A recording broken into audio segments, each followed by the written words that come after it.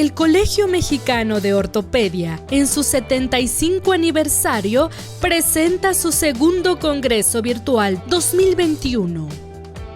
La doctora Pamela Ibarra de la O cursó la especialidad en ortopedia y el curso de alta especialidad en ortopedia oncológica en el Instituto Nacional de Rehabilitación. Mientras realizaba sus estudios, participó en la asistencia de pacientes oncológicos durante su rotación en el MD Anderson Cancer Center y en el Hospital Universitario La Paz, ambos ubicados en Madrid, España.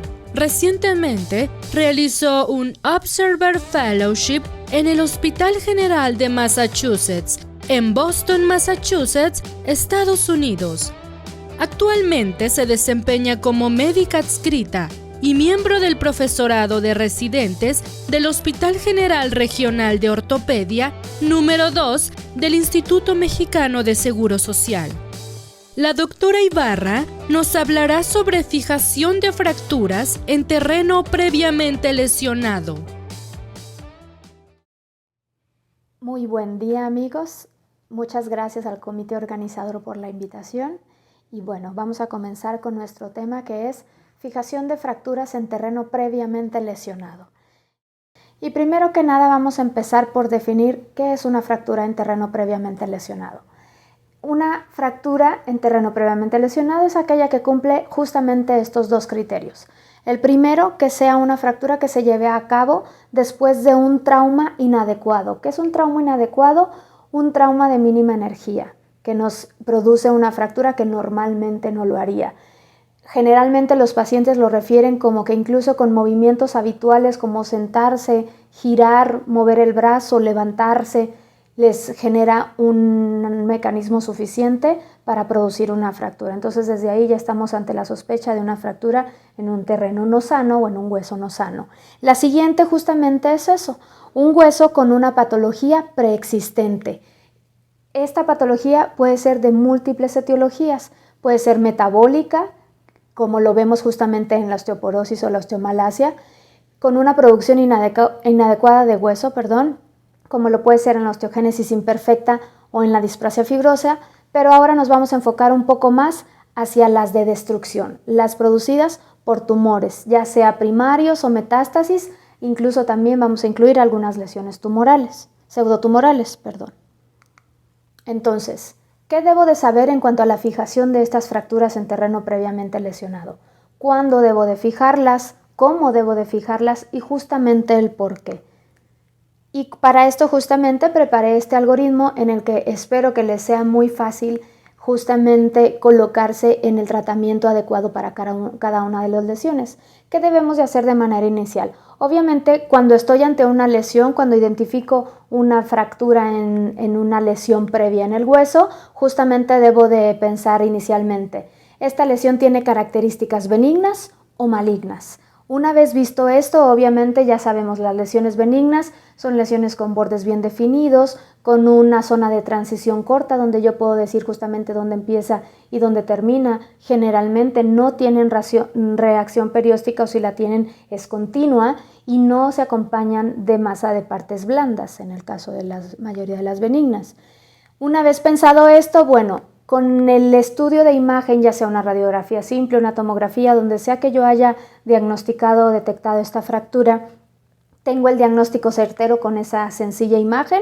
Si no es así, entonces estoy obligado a hacer algún estudio complementario justamente para lograr determinar el diagnóstico preciso de esta lesión. Entonces ya una vez teniendo ese diagnóstico certero, puedo proceder a pensar mi siguiente paso, que ahora sí es el tratamiento. ¿Esta lesión es factible o necesita fijación? En caso de que no, pues bueno, determinar justamente su manejo conservador, y en caso de que sí, pues entonces proceder a las opciones que tengo de tratamiento, que vamos a ahondar en ellas un poco más adelante. Y de igual manera en las lesiones malignas, cuando esta lesión tiene características de malignidad, que sea una lesión de un patrón apolillado o permeativo con una zona de transición amplia, una reacción perióstica importante, discontinua, y que se acompañe de una gran masa de partes blandas, pues cuidado, ojo, estoy ante una lesión de un patrón maligno.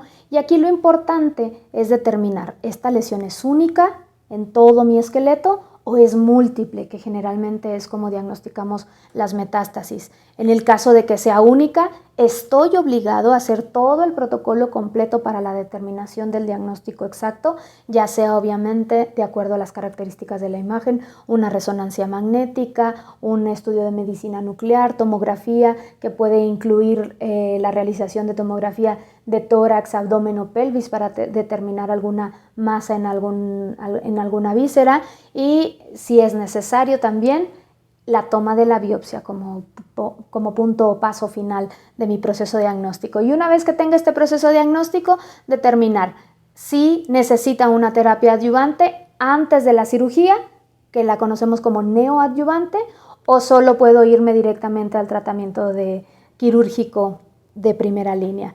Entonces, vamos a ahondar un poquito más en todos estos tratamientos justamente a continuación. Y lo primero, como les indiqué, bueno, va a haber lesiones en las que no ameriten fijación, como lo ven aquí, y justamente ¿por qué no ameritan fijación? Porque el tratamiento conservador les confiere un muy bueno, un excelente resultado tanto funcional para el paciente como en tanto a estabilidad en el segmento óseo. Como lo vemos aquí, este es justamente un gran fibroma no osificante de la tibia distal que justamente tuvo una fractura en ese terreno. La tratamos de manera conservadora con un aparato de fibra de vidrio y a las 8 semanas ya estaba prácticamente consolidada toda la fractura y el 50% de la lesión. Y a las 20 semanas en un seguimiento que hicimos por medio de tomografía, aproximadamente el 70-80% de la lesión ya completamente consolidada, porque justamente la fractura nos sirvió como un estímulo para promover la consolidación de la lesión fibrosa. Entonces, como lo ven, no todas las fracturas ameritan fijación o tratamiento quirúrgico, pero ahorita nos vamos ahora sí que a abocar a las que sí. Las primeras, este tipo de lesiones benignas que yo tengo un diagnóstico certero y que requieren osteosíntesis pura. ¿Cuáles son estas? Sobre todo aquellas que tienen una inestabilidad del segmento comprometido, que tienen una gran pérdida cortical, sobre todo en los miembros pélvicos, en los huesos de carga, porque justamente esto nos genera muchísima discapacidad y no hablemos del disconfort o el dolor para estos pacientes. ¿Qué patologías nos dan este tipo de lesiones? Por ejemplo, los quistes óseos simples son muy comunes en edad pediátrica que debuten como una fractura patológica. Los fibromas no osificantes, como ya lo vieron en el ejemplo previo, los encondromas en pacientes jóvenes o incluso la propia displasia fibrosa puede ser candidata a este tipo de manejo con exclusivamente un implante, sin hacer nada más, ¿correcto? Aquí vemos justamente el caso de un encondroma en una paciente joven de 27 años. Como ven aquí, la imagen en la radiografía inicial es una imagen de patrón geográfico parcialmente lobulada con algunas pequeñas calcificaciones en su interior, justamente ahí en la unión de la metáfisis con el cuello del fémur, y justamente ven ahí en la posoperatoria la misma lesión, pero obviamente ya con mucho mejor definición por la reducción de la fractura, en la que solo se tuvo que colocar un implante. A la hora de colocar el implante, el tejido que se obtuvo de la preparación justamente del sitio de colocación del tornillo deslizante, se obtuvo material que justamente se corroboró de características condroides y se envió a estudio histopatológico y se corroboró el diagnóstico de un encondroma. El siguiente tipo de lesiones son aquellas que además de la fijación van a requerir una resección oncológica adicional o algún tipo de terapia adyuvante. ¿Cuáles son estas lesiones? Como lo vemos aquí, son lesiones que van a requerir algún tipo de curetaje, una resección ya sea parcial o una resección marginal quitando algún fragmento del tumor. Como lo podemos ver aquí, es justamente el ejemplo, una fractura en un terreno previamente lesionado en un paciente con un tumor de células gigantes. Aquí este tratamiento, además de la fijación que hicimos al final, requerimos hacer obviamente un curetaje extenso, se realizó una criocirugía y además la aplicación de polimetilmetacrilato, que también es considerado un adyuvante por justamente la reacción exotérmica que genera a la hora de su proceso de polimerización. Entonces, como lo ven aquí, justamente las histologías que van a requerir este tipo de manejos adyuvantes van a ser histologías benignas pero agresivas, de un comportamiento agresivo, como lo son justamente el tumor de células gigantes, el quiste óseo aneurismático o el condroblastoma, que también es muy común. ¿Qué otras lesiones tenemos? Además de que ameriten fijación, un soporte óseo. Lesiones que nos generan grandes defectos, como lo van a hacer este tipo. Estas se pueden hacer con o sin resección oncológica, justamente dependiendo de la histología. Por ejemplo, aquí en las imágenes tenemos a la derecha una displasia fibrosa en un paciente pediátrico con varias fracturas previas en las que se realizó un aporte óseo adicional con una diáfisis de peroné justamente para dirigirla hacia el cuello del fémur. Este tipo de patología no se recomienda hacer curetaje ni parcial ni completo, precisamente por el peor pronóstico que tiene el resultado de la cirugía. Se prefiere directamente el aporte cortical sin realizar ningún tipo de resección. Y acá al lado tienen también una fractura en un cuello también de fémur, que ya prácticamente no se nota por la consolidación, pero que hicimos un aporte óseo con chips que se puede acompañar o no de matriz, entonces puede haber varias combinaciones de estos aportes óseos. Pero bueno, este es otro tipo de fractura que además de la fijación requiere un aporte óseo, ¿correcto? Y continuando justamente con nuestro algoritmo, vamos a pasar a las lesiones malignas que ameritan una resección amplia. Esas lesiones malignas que son únicas, justamente que una vez después de hacer todo mi protocolo diagnóstico con imágenes y la toma de biopsia, yo logro integrar un diagnóstico y justamente la voy a tratar con una resección amplia. En este tipo de lesiones, ante la sospecha de un tumor maligno óseo primario, jamás debo de hacer osteosíntesis. Siempre debo de culminar mi protocolo diagnóstico y en esta se recomienda hacer una resección amplia para hacer un control local de la enfermedad.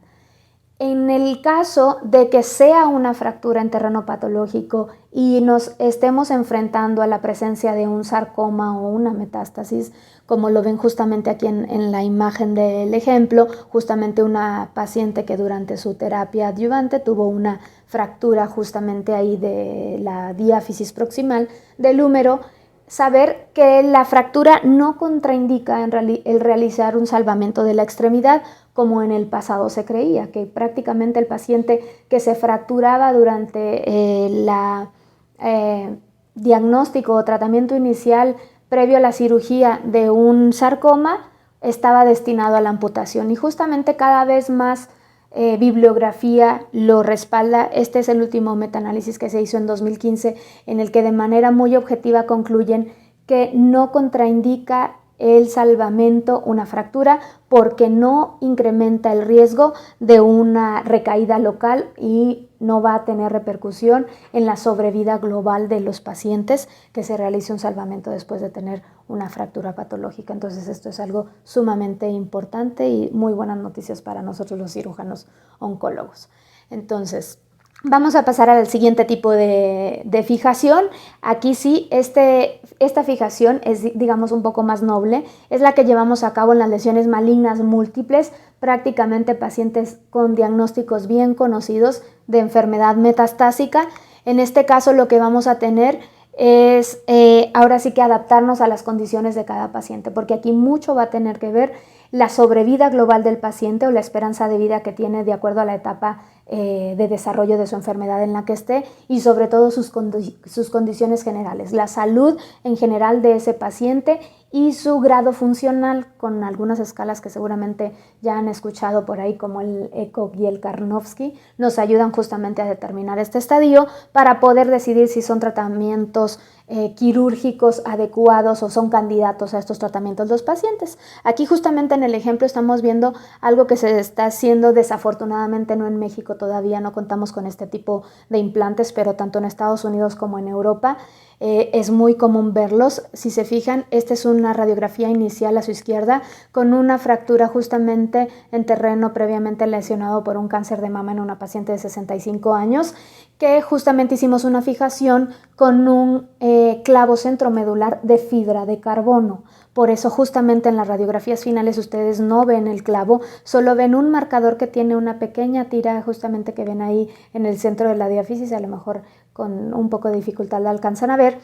Y justamente solo logramos ver los tornillos de bloqueo, tanto en la metáfisis proximal como en la distal. Estos clavos han tenido un auge muy importante, como les insisto, tanto en Estados Unidos como en Europa, porque justamente permiten, sobre todo a los radioterapeutas, a los oncólogos radioterápicos, dar un seguimiento mucho más preciso de la evolución de la enfermedad metastásica. Justamente pueden observar si consolida o no consolida o la enfermedad progresa, justamente por la radiolucidez que tiene el clavo, que no me hace interferencia en la imagen. Entonces son una maravilla, ojalá que pronto los tengamos aquí en México para tratar a nuestros pacientes. Este es otro ejemplo también similar. Esta es una paciente también con una lesión por cáncer de mama en una diáfisis de fémur, que estaba justamente en protocolo para fijar la fractura la lesión e impedir una fractura, pero desafortunadamente justo en el trance de la realización de esta fijación profiláctica en la preparación del paciente se fracturó y bueno, se convirtió ahora sí que en un tratamiento y no en una profilaxis, pero bueno, justamente se realizó una fijación con una aumentación con cemento justamente para darle estabilidad a la fractura, ya que estas difícilmente, a veces incluso con la ayuda de la radioterapia, no consolidan. Como lo ven ahí, algo también importante de señalar en la imagen es justamente la ausencia de los bloqueos distales en este tipo de clavos, que es un punto también debatido entre los cirujanos oncólogos, porque hay quienes prefieren fijarlos justamente temiendo que la enfermedad pudiese progresar en el mismo sitio o en uno diferente y provocar inestabilidad posterior que se pudiera mitigar con la fijación distal del clavo. Y hay algunos que para cuestión de minimizar tiempos quirúrgicos y facilitar la salida del paciente de procedimientos rápidos prefieren no hacer la fijación distal, que es, digamos, la parte un poquito más tardada o complicada de la colocación de un clavo centromedular.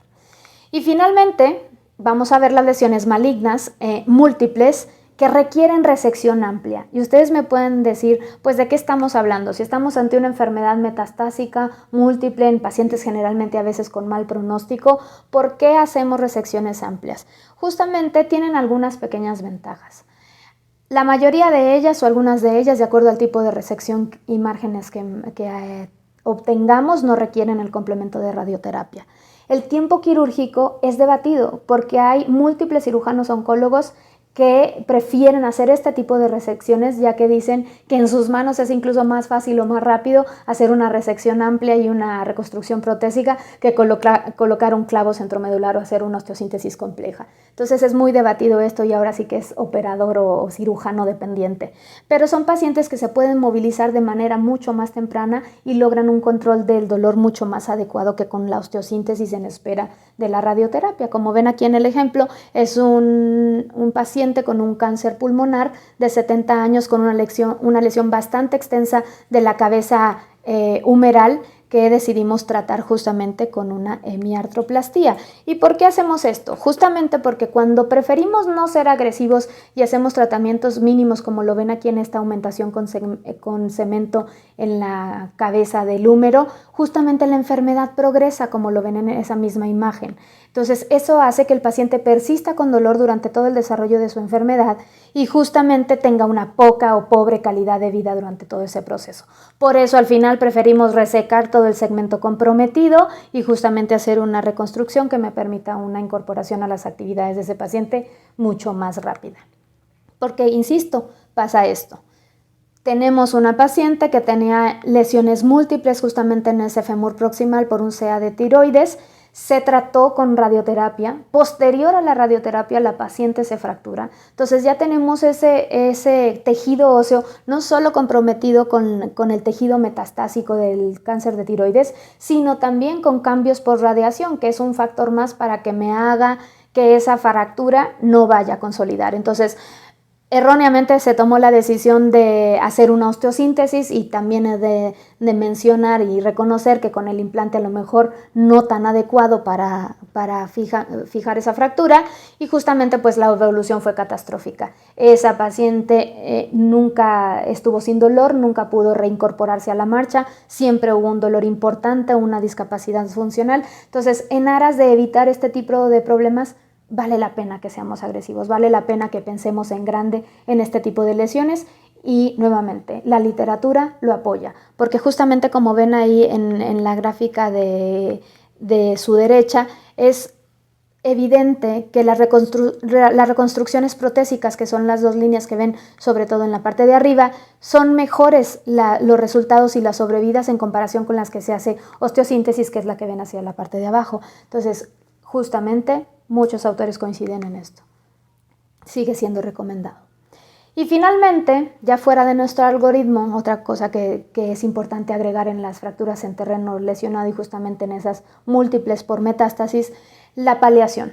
Darle al paciente calidad de vida es importantísimo. Justamente en este ejemplo quiero que tomen un poquito de conciencia de esto.